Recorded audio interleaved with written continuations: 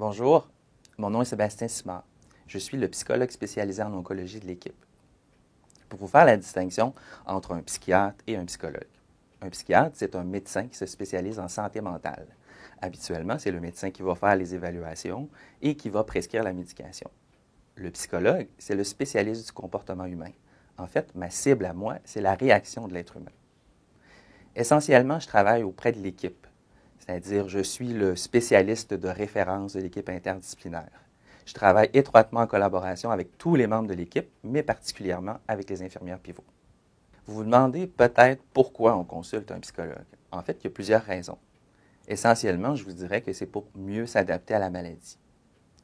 On peut voir le psychologue pour essayer d'éclaircir certaines questions qu'on a par rapport à ce qu'on est en train de vivre. On peut vouloir aussi voir le psychologue parce qu'on a de la difficulté à vivre les émotions qui viennent avec le fait d'avoir un diagnostic ou de subir des effets secondaires des traitements. Je suis aussi spécialisé dans la gestion des symptômes qui impliquent un contenu émotionnel, par exemple la fatigue, la douleur, l'insomnie. J'accompagne aussi les familles, les gens qui vont être en deuil, les gens qui ont besoin un peu de trucs pour savoir comment on s'adapte, comment on communique avec le patient ou avec les enfants. En fait, il y a plusieurs raisons pour lesquelles on doit avoir un psychologue. C'est à vous de déterminer vos besoins. Pourquoi vous avez besoin de venir déposer un peu ce que vous vivez, ce qui peut être difficile à vivre.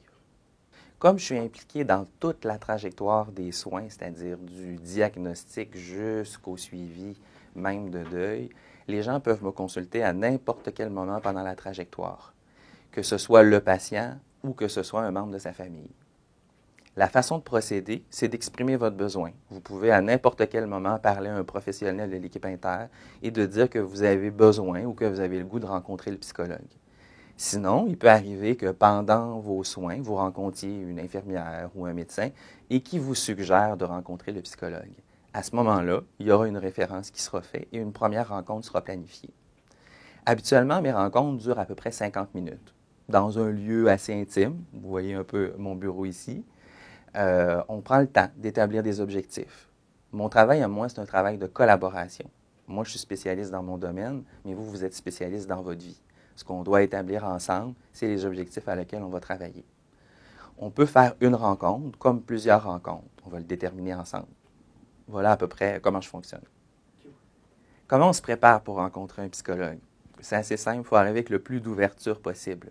Vous pouvez arriver avec votre liste de questions ou vos préoccupations, ça peut être utile.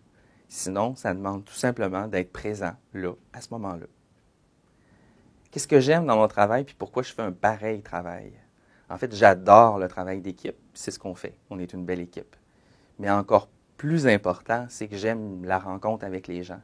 J'aime comprendre ce qui arrive, j'aime pouvoir trouver des solutions, gérer des pistes. C'est vrai que la problématique n'est pas toujours facile d'accompagner des gens qui vivent une maladie comme le cancer.